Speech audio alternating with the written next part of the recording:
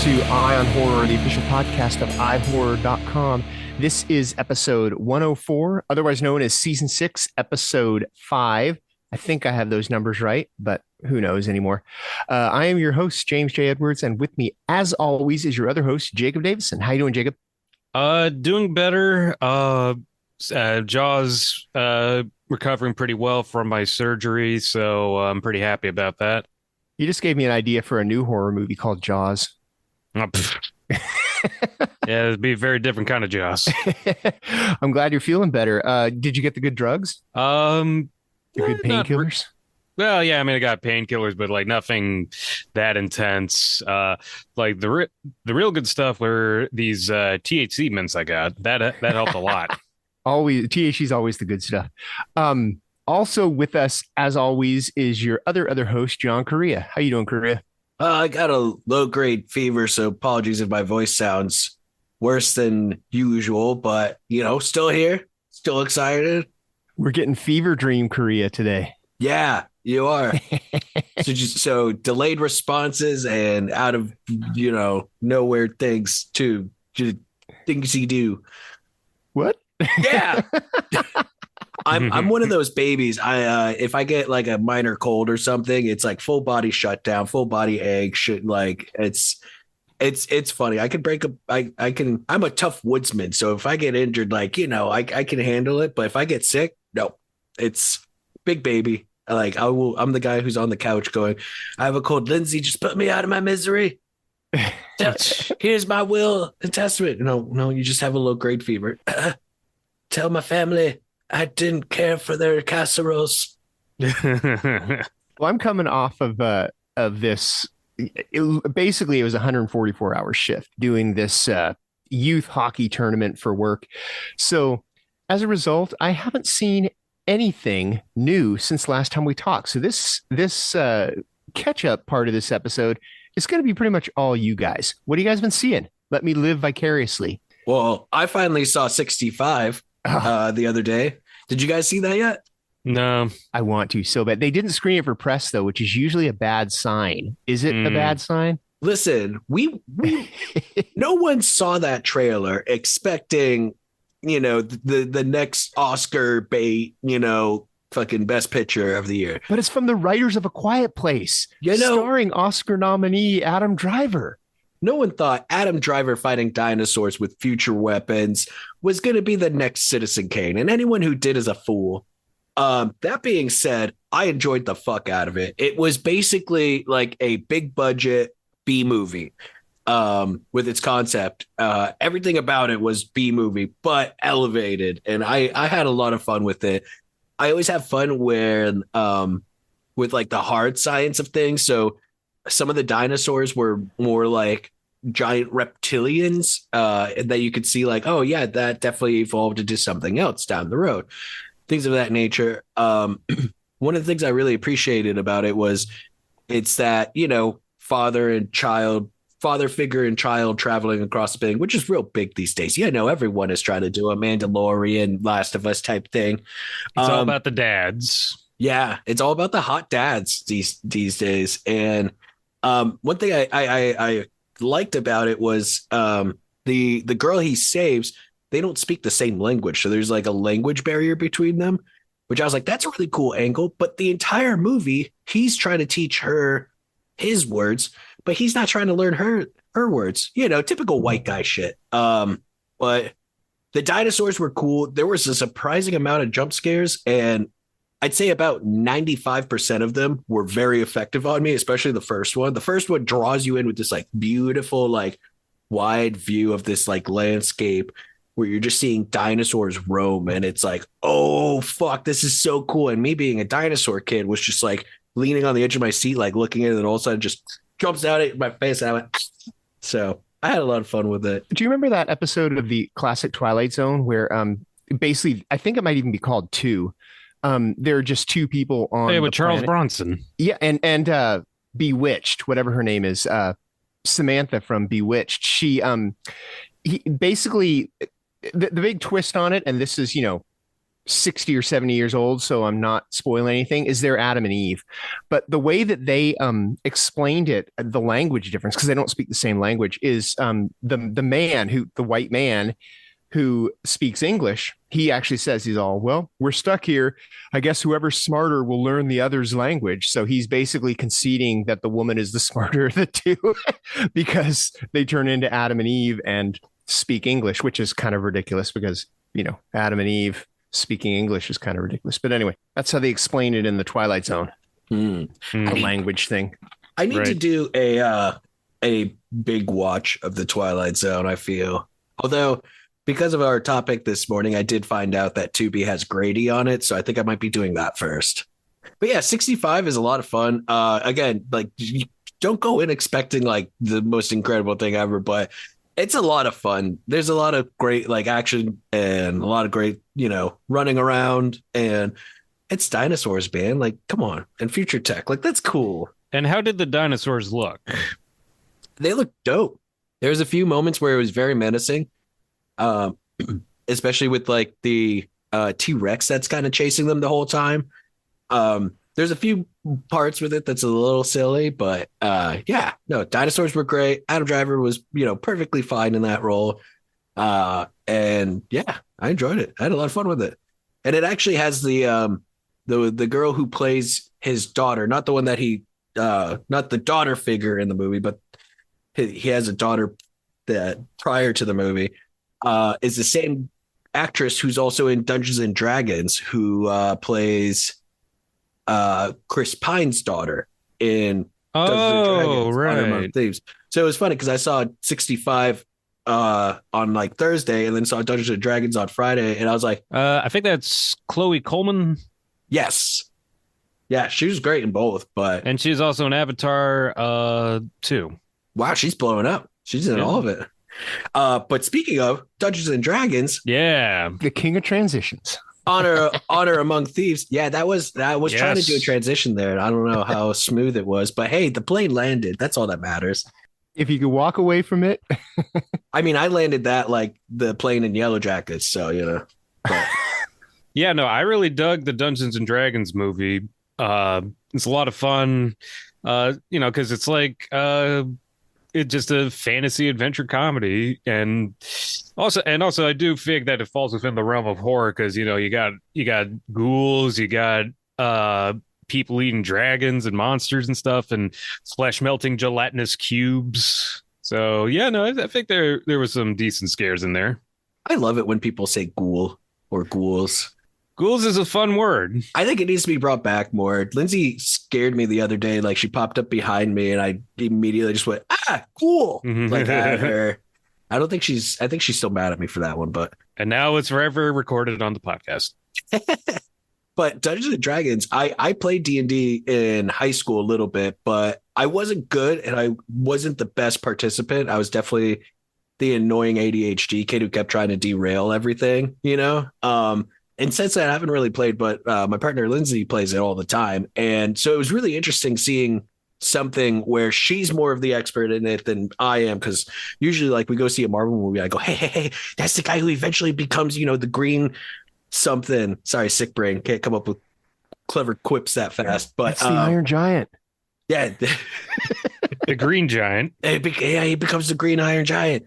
But no, they definitely made something that was accessible for non-D&D people, but also capturing a lot of moments that are very D&D. So like very early on in the movie, Chris Pine and Michelle Rodriguez are stuck in a prison, and how they escape the prison is one of the most D&D things possible, because they basically, I don't want to spoil it fully, but they basically escape the prison in the stupidest way possible. And I could just picture like the DM just being like, that's not your plan. And like, yeah, we're going to do that. And it's like, no, it's not. All right, fine. Roll initiative.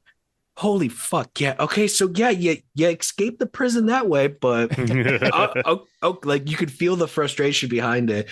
And I really enjoyed that they did a lot of that and weren't trying to go super meta with a lot of things. Cause you could have easily gone meta with this and hadn't shown the hands and do like a Lego movie, at the end where they show like the father and the kid with it. They could have done that, but no, they just went, no, we're doing like a funny fantasy romp set in the world of D&D, and it was really cool. I had a lot of fun with it. We also got the D20 giant popcorn buckets from ASC. We don't know what to do with it. I'm thinking like plants or cookie jar, or I don't know. I will forever be upset that they didn't end the series of Game of Thrones by just zooming out and having the whole show have been a bunch of kids in a basement playing Dungeons and Dragons. There was a joke alternate ending where it would have turned out to be a Westworld thing. I think the D&D one would have been better than the actual ending. So would Westworld, though. And also, I gotta say, I really love the effects in Dungeons and Dragons because they did a lot of practical mixed with CGI. Like they had like dragon people, puppets, and yeah, a lot of the monsters were practical or mixed with CGI that looked pretty cool. Also, again, with the ghouls, practical effects ghouls is just like dudes in heavy makeup and with I think like some animatronics and false limbs and stuff. And also the graveyard scene is one of my favorites of this year because basically they need information, so they have a spell where they can resurrect corpses to ask a few questions, and it goes about as well as you would expect it to go in a D&D campaign. So yeah, no, I really love that bit. That was great because they released a clip from that as like the first one where they resurrect the first body and they essentially waste all 5 questions because you only get 5 questions, and they're like, wait, does that count as a question? He's like, yep. And he's like, shit, now we only have 4 questions. You know, he does that. When it got to that bit, I was like, oh man, we already know this whole scene because they released the clip ahead of time. But no, it just keeps going. They kept like bringing up bodies, and it was like hey, were you involved in this battle? Oh, what do you remember before you died? Oh, so you died before the battle. Fuck, we got to resurrect another one. And they just like kept going. And it was so funny because, again, having that invisible hand of the players and DM in the back of the mind while it's going, Lindsay is just like, the DM would never let them keep going that often. He would have just given up. I'm like, yeah, but let the movie have it, you know? Also, Owlbear, fucking awesome. Oh yeah, that Owlbear ruled. My only complaint is there were no beholders, which is really sad because they use the image of the beholder a lot in the marketing, but the beholders is like big round guy with a big mouth and one eye, and he's got tentacles coming out of it. It's very Lovecraftian looking. Oh yeah, like it looks like the Cacodemon from Doom. Yeah, exactly. And I was no beholders. I was so excited to see some beholders, but Are there any kobold? No. I don't remember. Kobolds were always my jam in But D&D. hey, we got the gelatinous cube. We got the gelatinous cube, and there was a really great bit with a mimic. That was yeah. Basically, the whole labyrinth scene was awesome. I love that bit. But yeah, and then of course, Zenik Yendar was probably one of the best characters. Basically, like the group is going on this adventure, and they run into this guy who's introduced to being just like very straightforward. He's not joking. He's badass. He goes, this is the thing you need. And he gets him there. He's basically like the ultimate NPC character in a movie where he's just there to get you to the thing that you need to go on to the next thing. And then when they go to part ways, he starts walking off and they're like, yep, there he goes, walking in a straight line. Is he going to go around that rock? Is he going to go over the rock? And you just see him like still walking. And then he just like walks over the rock and then jumps down. It's still going in a straight line. It was like just proving like, nope, he was an NPC character. It was perfect. And on the folk horror side of things, I saw Enys Men the other day by Mark Jenkins. And I thought it was pretty effective. Very weird and surreal. Like characters don't even have names. Like the lead is just called the Volunteer, played by Mary Woodvine. And yeah, it's basically set in the early 70s at this small uninhabited island off the coast of England. It's like this wildlife preserve where this woman lives alone in this cottage and she's observing the plant life for something. And as time goes on, just she starts to see things, like she sees these kind of hallucinations of like maybe shipwreck victims or like the original inhabitants of the island, and like her own weird and traumatic past. And it has a real kind of dreamlike quality to it. Like I saw it theatrically, and I feel like it had kind of a mesmerizing effect. Like it really just kind of hooked me in, and I was having trouble discerning, like what was real and what was actually happening in the context of the movie.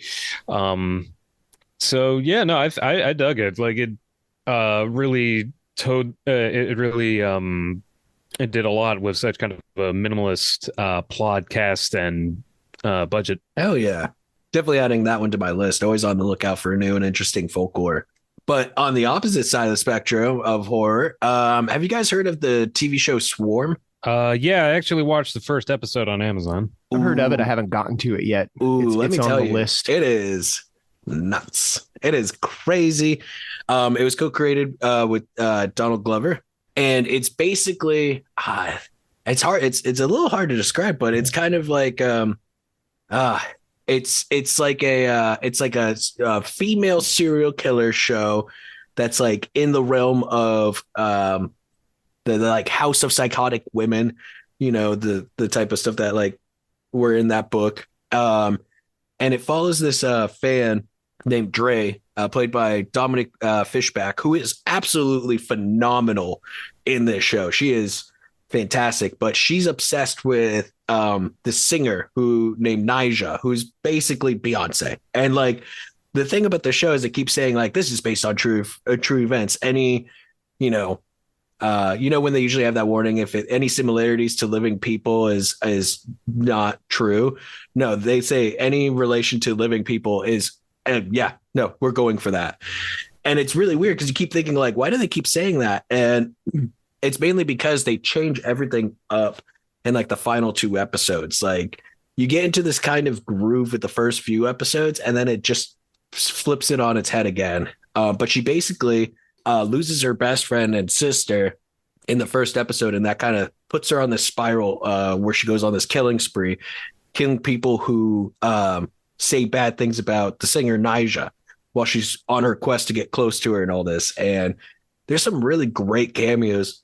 Rory Culkin is in the first episode, and you get to see his penis, so that's cool. You get to see a Culkin penis. I will always. It's kind of like when.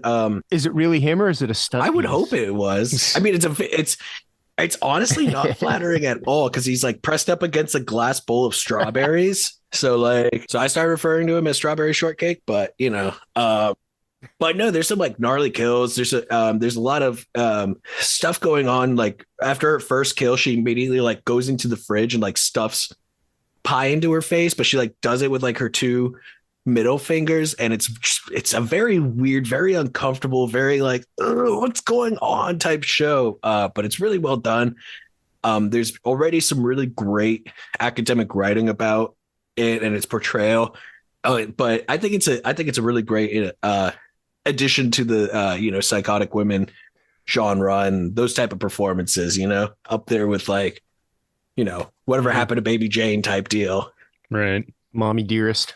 Yeah. So yeah, it is kind of like, Mommy Dearest meets like Atlanta a bit. Yeah. But it's a lot of fun. I highly recommend it. It's a very easy watch. Like each episode is around like a half hour. So like you could plow through it in an afternoon. But yeah, between that and Beef, the A24 show that just hit Netflix, we're halfway through that. And that one's phenomenal too, about it's Steve Young and Ali Wong get into like some road rage incident, and they basically just continue fucking with each other and like destroying each other's lives essentially. Like there's a whole thing where Stephen Young's character gets her driver's license or license plate number. And so he goes to her house because he's a contractor, and he's like, oh, hey, I noticed that your roof was leaking, all this stuff. So she invites him in, and he's like going through everything. He thinks it's the husband that like flipped him off and was honking at him. And then once he connects the dots and is like, no, it was her. What the fuck? Hey, can I use your restroom? Just pisses all over her bathroom. And like, there's this great realization where she realizes what happened, and she's chasing him down the road, screaming at him. They start playing music. You can't hear anything. But Stephen Young just has like the dumbest fucking smile on his face as he's running. Oh, man. And that's just the first episode. It just keeps escalating from there. And yeah, it's really good.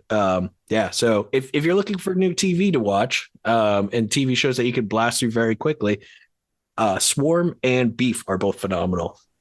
You had me at A24 TV. Yeah, no, they've been doing pretty good with that. Yeah, their TV division is real good too, because they also put out Rami on Hulu, and then there's that that space show where it's like astronauts out in the desert training. Oh yeah, like, with Tim Heidecker and John C. Reilly and Fred Armisen. yeah.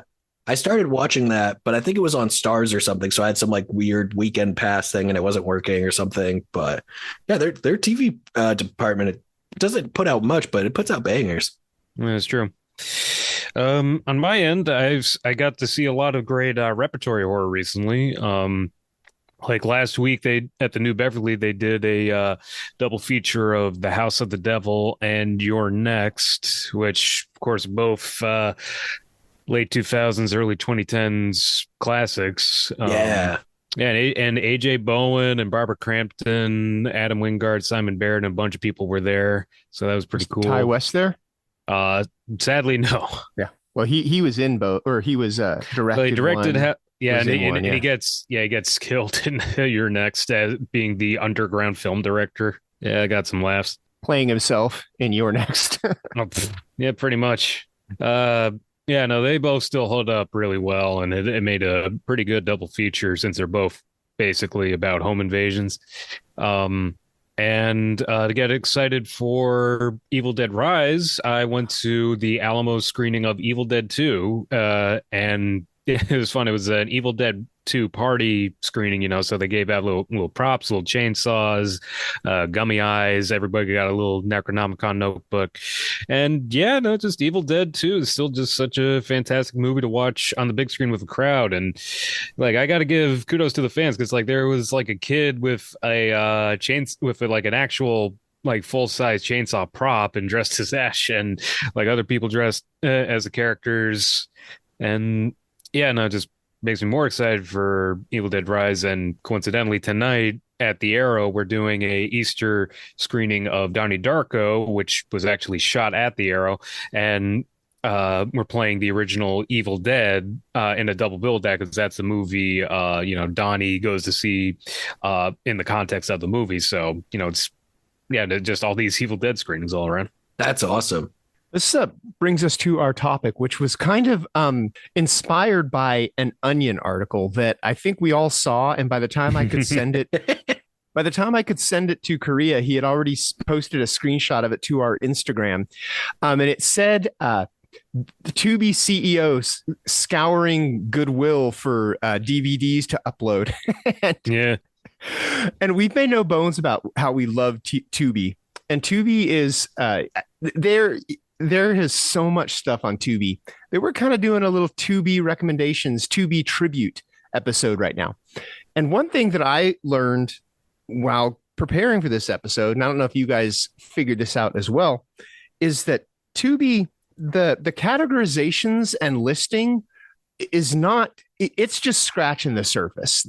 Everything that they have does not show up in their categorizations. And I find that the best way to approach Tubi is to go to Tubi, and if you want to see a movie, type it in the search bar, and probably 50% of the time it's there. Yeah. I mean, it's crazy how much weird stuff is on Tubi. So we have come up with some stuff that maybe you wouldn't have found on Tubi, and we want you to check out on Tubi. And more importantly, it's available on Tubi. We came up with this idea a few days ago, and then after we did our own scouring, did our own searching, I don't know about you guys, but I found a few Tubi divers already, people that like do mass recommendations and do some like really great deep cuts out there. So I just want to say, my list, I know our lists aren't swayed by any of these recommendations and stuff that we found, but I just want to give shout out to all those that are doing the deep dives, that are doing the recommendations, because Jay is right. Like, Tubi's great. We fucking love Tubi here. Some of their category suggestions are just amazing. But if you're just going off of like the category suggestions, you're just scratching the surface of what they have. And that Onion article is perfection because, as we all know, Justin Liberty shared that one of the uploaded videos on Tubi was directly from a VHS screener of the movie, but he won't disclose which one it is. So I am making it my mission to try and find that movie organically, and I haven't yet. But man, there is a lot of great stuff on there, and there's a lot of shit on there too. So yeah, let's get into this. Yep. How do we want to do this? Do we want to go we want to like alternate picks, and who wants to start? Well, well, I don't know what your guys' other choices is, but I do know one title that at least Jacob and I are recommending. So if we want to do that for one first. Yeah, let's go for it. Because Tubi has the complete Freddy's Nightmares series on it, which is incredible. Because I know it's also on Screenbox, but that requires a subscription. But being able to just watch all the episodes of Freddy's Nightmares, I mean, that warms my heart. It's one of the few bootlegs that I own is Freddy's Nightmares. Although I don't recommend bootlegs. That's bad. We shouldn't do bootlegs. But I mean, come on. It's Freddy's Nightmares. For a long time, that's the only way you could see it. I mean, we don't condone bootlegging, but if it's one of those gray market things where that's the only way you can get it, I mean, I'll be the first. I've always said it. I'll be the first one in line to buy a legitimate release of Freaky Links. Until then, I have my bootleg. Yeah. Sometimes you got to make do with what you got. Exactly. But now, instead of bootlegging Freddy's Nightmares, you can go to Tubi. Yeah, no, that was a big deal last year. I remember, like it was in, it made a lot of news sites that Freddy's Nightmares is finally getting kind of a digital release after being in obscurity for so long, which, considering it's a part of such a huge horror franchise, is pretty surprising. I'd only watched a couple episodes because I think they used to rerun it on the Sci-Fi Channel or something a long time ago, or it might have been El Rey Network. Either way, also Chiller. They definitely had it on Chiller for a bit. Chiller, yeah. Remember Chiller? Chiller was a great time to be alive, man. And FearNet. FearNet.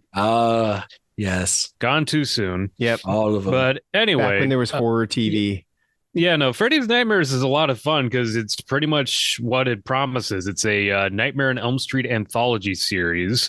And some of the stories don't necessarily involve Freddy himself, being involved, but there are a lot where it's basically just kind of anthology format where Freddy like is going around killing people in Springwood. In fact, the opening episode, the pilot episode, No More Mr. Nice Guy, is pretty infamous because it's Freddy's origin story. It's about what led up to him being burned alive by the parents of Springwood and turned into the Dream Demon. And it was directed by none other than the Texas Chainsaw Massacre's own Tobe Hooper. I was about to say, if you don't mention who directed it, then we are doing a disservice here. I could not. I had to. But it's fun, dude. Like it came out during that time when there was a lot of like horror anthology series that weren't necessarily great, but they hit that camp note really well. Because I think Friday the 13th, the series was around the same time too.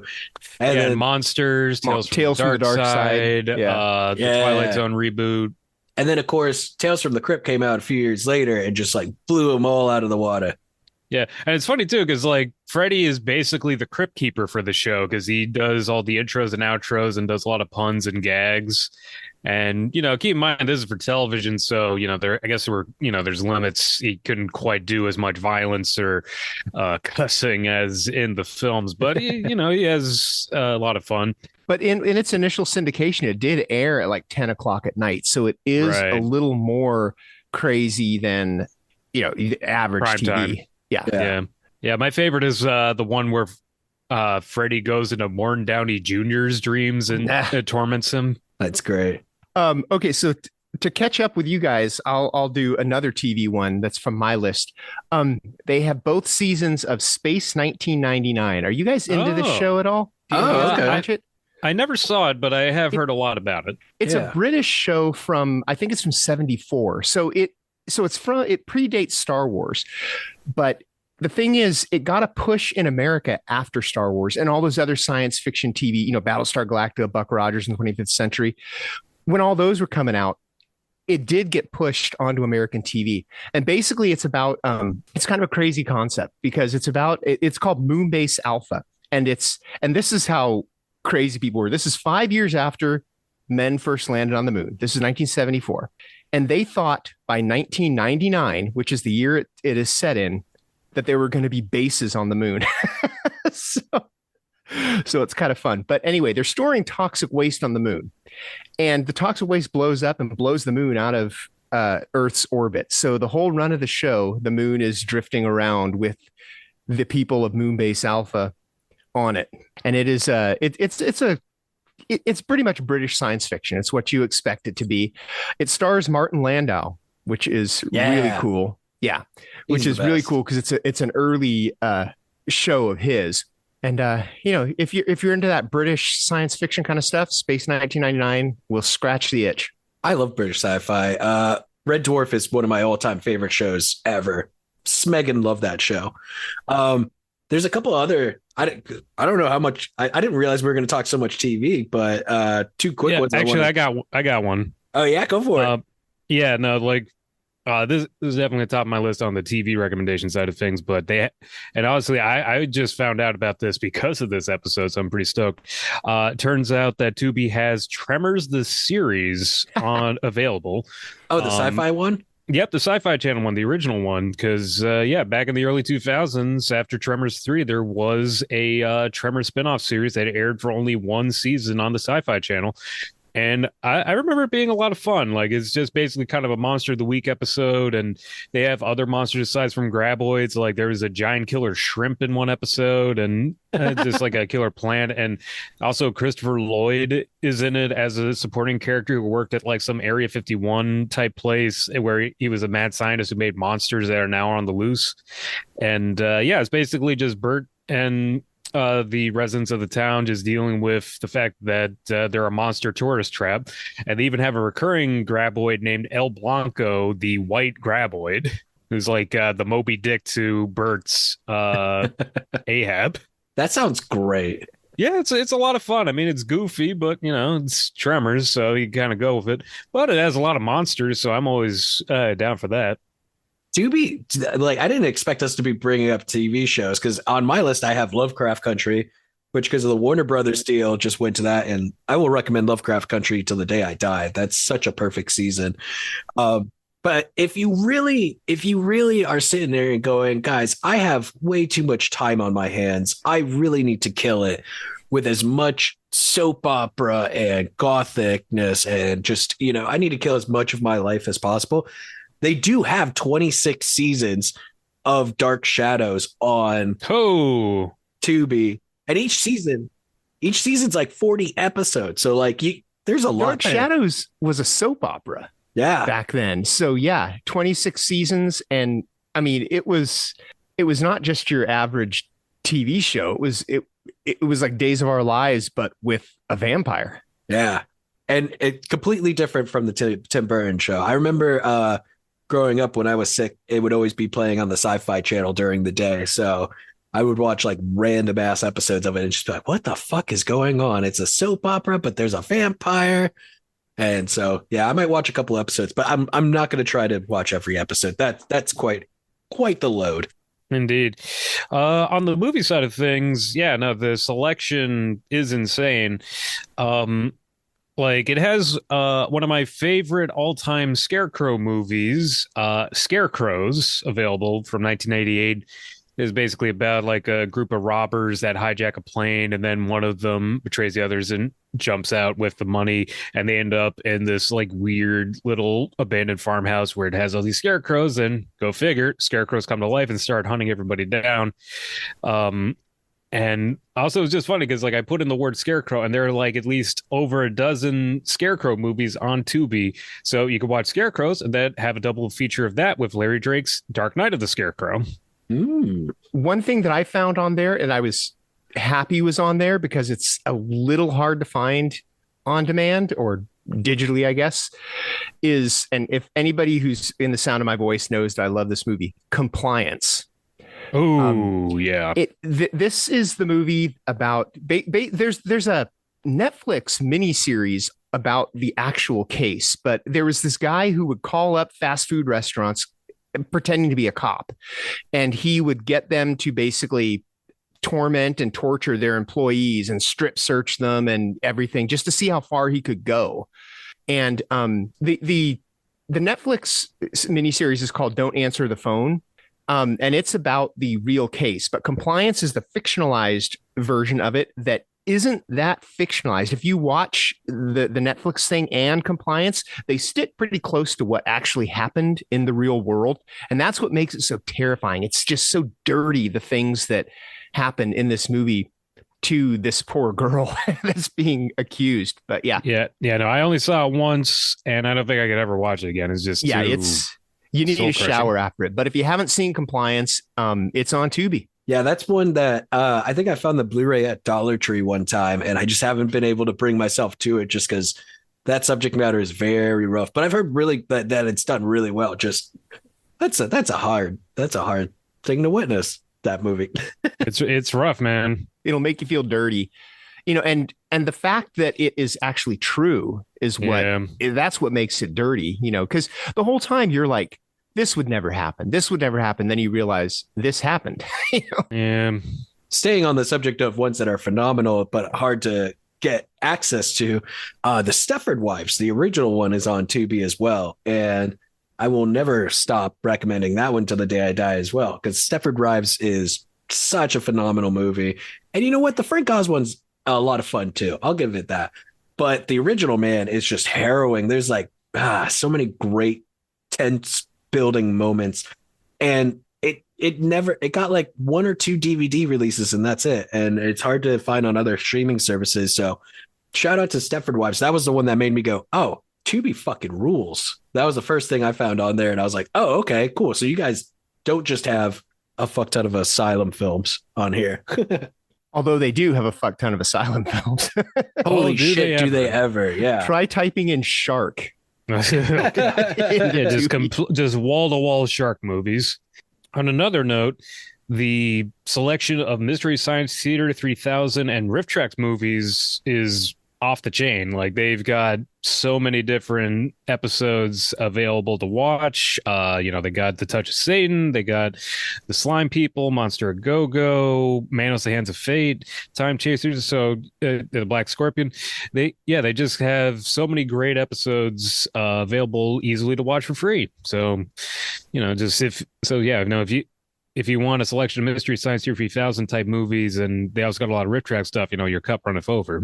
Oh, yeah. I love how they have both Mystery Science and Riff Tracks on there, because for a while, how I was watching those was on Pluto, because they have the channels where they're just playing it 24/7. But it's nice being able to fire it up. But also, the Pluto channels for Riff Tracks and Mystery Science Theater are great. If you have I got 15 minutes to go, let's just throw in a random episode that's already playing, and it's fun to jump in and jump out, Yeah. My next one is a movie from the mid 70s called The Little Girl Who Lives Down the Lane. Have you guys seen this? I don't think so. No, but that's a creepy ass title. It's Jodie Foster when she was a child star. Okay. And she basically is this fiercely independent teenage girl who will do a lot of things to maintain her fierce independence.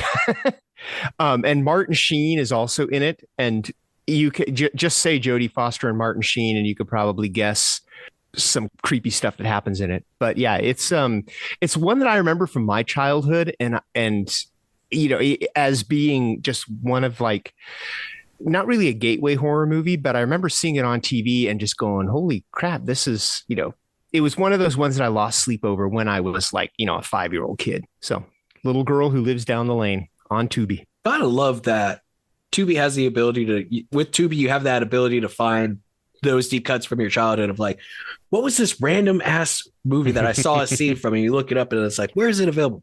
Fuck, it's on Tubi. It's always on Tubi. Yeah, that should be their slogan. One that I haven't watched yet, but in looking stuff up, I was looking for things to recommend for me to watch later too, is, have you guys heard of the Blood Beast Terror? Nope, that doesn't ring a bell. It's from 1968 and it stars Peter Cushing. It's a low budget shocker in which a 19th century entomologist's daughter undergoes a metamorphosis. Wow, these big words when I'm sick are not going well. Into a giant death head's moth, which needs human blood to survive.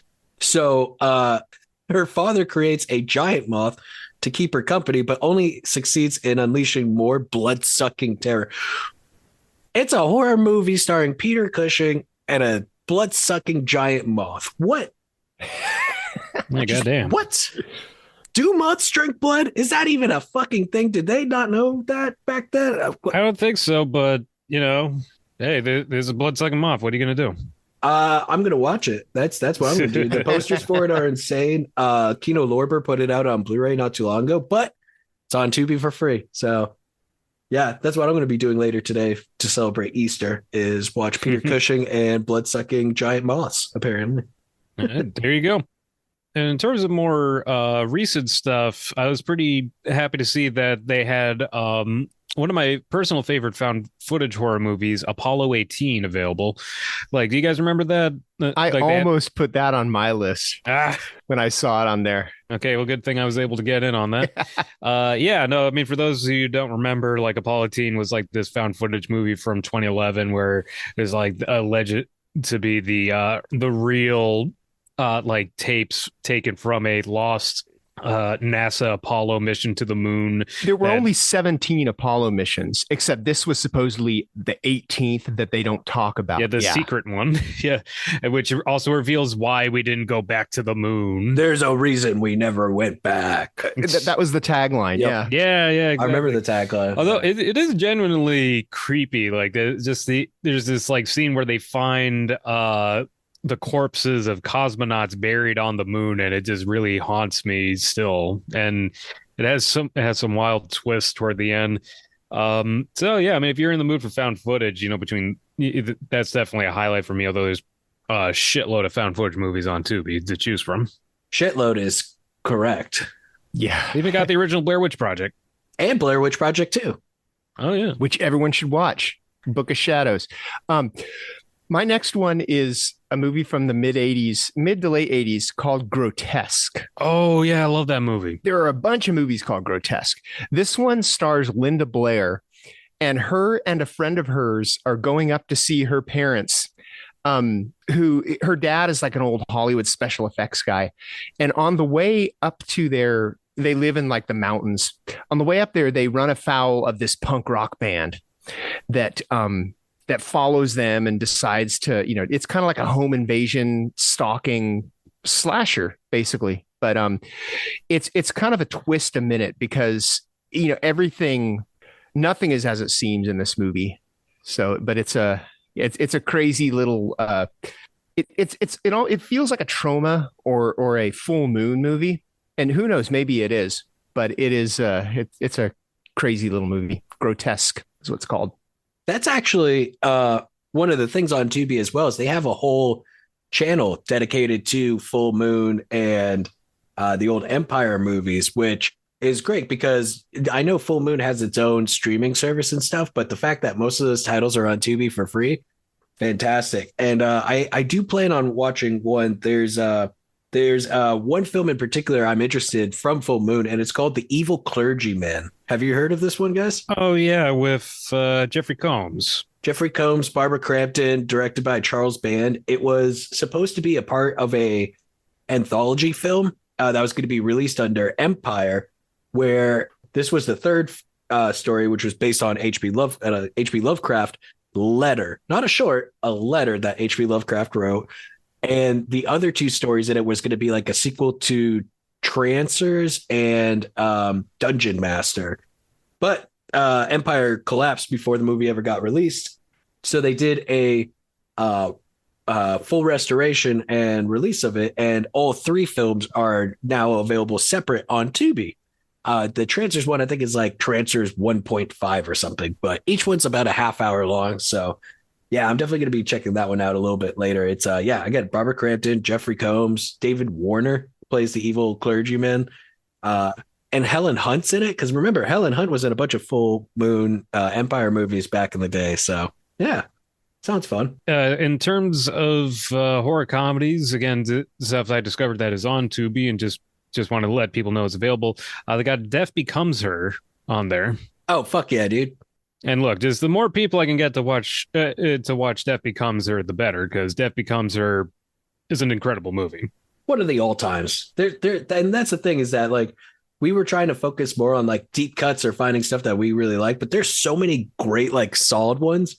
And then also right now, Warner Brothers is selling off a lot of their library to Tubi and a bunch of other ones to have on their streaming services. So there's a lot of modern stuff like I think they have all the Conjuring movies on there now. Yeah. Yeah. Even the newest one. That's one thing I discovered. I'm like, already they have The Devil Made Me Do It. Right on. Yeah.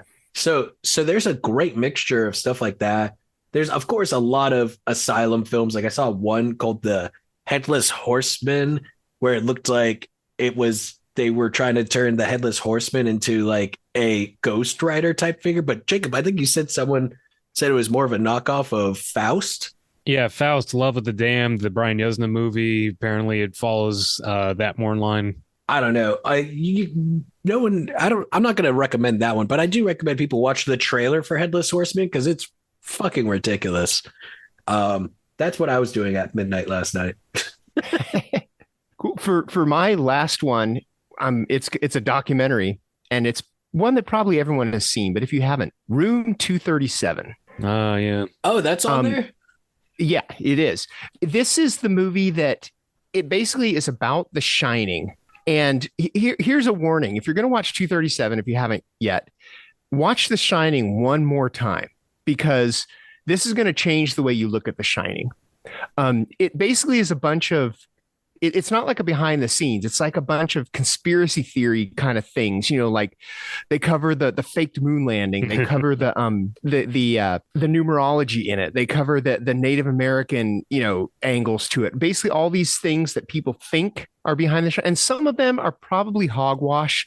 Some of them, there might be something to it. The thing that really got me about Room 237 was one guy played The Shining backwards over itself. And it lined up pretty crazily. Like the two images lined up pretty well. So I don't know. Anyway, Room 237.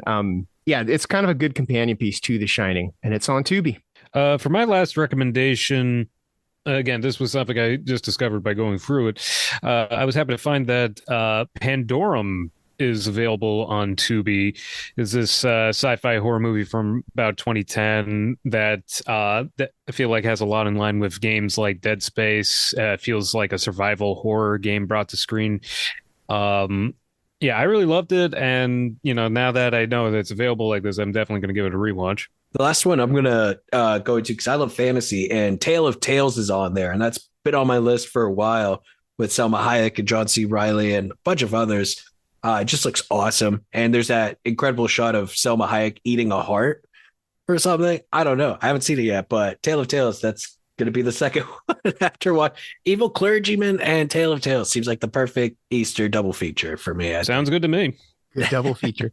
I have a few honorable mentions, mainly because they're not really horror, but it's stuff that I was actually kind of happy that I was able to find on Tubi. One is, I don't know if I'm going to say this right, Un Chien Andalou. It means an Andalusian dog. Yeah. It's a short film by Luis Buñuel. And it is I say famous, but it might be infamous. It's only about 15 minutes long. And it's something anybody who's been to film school has seen. It kind of reminds me of the movie In the Ring that gets shown in the ring, the one that curses you, because it's just this creepy, it's surreal imagery. It's like a French experimental film trying to capture a nightmare, right? And then wasn't Salvador Dali like either an inspiration or like involved somehow or something like that? I'm not sure if he was involved with it or not. I know it was directed by Buñuel, who was one of those extremists back then. So yeah, it was it was infamous because it was one of the earliest examples of like certain like editing techniques. Like you have the infamous shot where the guy's gonna slice the woman's eye with like a razor, and they cut at the last second to a cow's eye being cut open. Yeah. Oh, gnarly stuff. I love that movie. Yep. Yeah, it's crazy. If you haven't seen it, it's worth watching once, but there's no plot to it. It's just a bunch of horrifying imagery. Another thing that they have on there is Project Alf, which if you guys watched Alf, if anyone watched Alf, you know that the series ended with Alf getting captured. And Project Alf was a TV movie they did after that to basically to tie up that loose end. So Project Alf is on there, which is kind of cool. And also the other honorable mention I have, after talking with Andrew Gordon McPherson, they have Dark Side of the Ring on Tubi. Oh. So if you want to see, we talked kind of a lot about Dark Side of the Ring when we were talking with Andrew. Now you can see it on Tubi, Dark Side of the Ring. Yeah, it's also on Hulu if you're paying for that. So if you don't want commercials, but yeah, Dark Side of the Ring. Since we talked to Andrew, I have watched all of that and Tales from the Territories, and let me tell you, they're both so good. But Dark Side of the Ring, dude, especially season 2 and 3, the first episode is always like a two-parter, and it's always the most depressing movie or story ever. And then the third episode is always like, all right, here's the craziest, most dangerous motherfucker to have walked into the ring. Like, Yeah. that second and third season go hard. I think Chris Benoit was one of those two-parters, wasn't he? Yeah, he was the first one. Holy shit, was that heartbreaking? That's a horrifying story. Oh. I wouldn't recommend watching that first thing in the morning or right before bed. Watching that show, it's very sad, but it's phenomenal, very good. For recommendations, I just want to again shout out to all the Tubi divers out there. There's actually a podcast called Tubi or Not Tubi, where they do deep dives and look into it. I'd recommend looking into them. They have some great recommendations, but also Doug Tilley from Cinema Smorgasbord, that podcast. He was the one that I discovered like late last night after I already made my list. He apparently is putting out like random lists, but he had like a big thread. I'll share it later on our Twitter, but like he had so many great random recommendations, everything from like The Swingers Massacre, aka Inside Amy, which is a 1974 movie where a lawyer starts murdering people when his wife starts enjoying the swinging life a bit too much, to like The Manhandlers, Black Belt Angels, which I found and looks insane. But yeah, stuff like Love Me Deadly, Don't Let the River Beast Get You, which is a 50s throwback creature feature from New England. So I figured that would be a good one to let you know about. Jacob, that seems right up your alley. It does. It really does. But yeah, I mean, we are scratching the surface on what is available, and I'm just so happy that there's a bunch of resources, because I really wish Tubi would just be like, all right, here's all of these movies, and you could just like put in the parameters of just genre. But the 200 that they recommend for each of their things is just scratching the surface, man. They really are doing the Lord's work over there. Yes, they are. And for my last recommendations, I also want to emphasize that they have a surprisingly expansive anime section, including some favorites of mine like Cromartie High School and Ghost in the Shell and Blue Submarine number 6. I thought you were going to bring up their Italian and Giallo collection that they had there, because they have a whole section and it's like 200 movies of just. I know, but again, there is so much to dig through. There's so much I could talk about. There's too much, man. There's too much. I can picture Jacob having that like existential crisis of, do I recommend the anime set selection or the Giallo section? I can't take it. I don't know what to talk about. Recommend both. The smoke just starts coming out of his ears like But of course, the biggest recommendation that we can give you on Tubi. And this comes from all three of us. All three of us. Mm-hmm. Ready? It is. Yes. Rampage. They have Rampage on Tubi. So if you have not seen Rampage, first of all, why are you listening to us? Because well, it is the official movie of the podcast. I mean, in their defense, I don't know if we've mentioned Rampage in a couple episodes. That's because we've had a couple of guests. We always trail off on mentioning Rampage.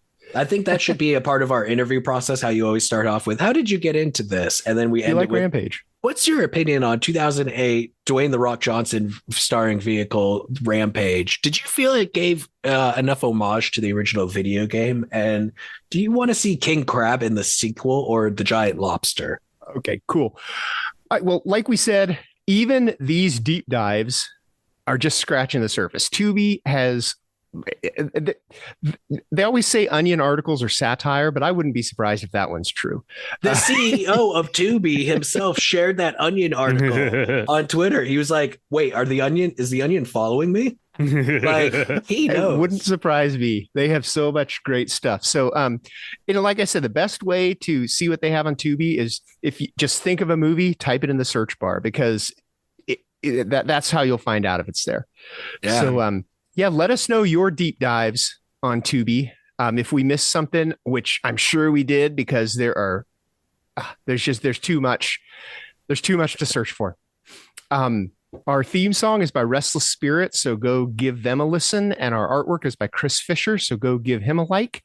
You can find us on any of the socials under Ion Horror or at iHorror.com, which is the site we all call home.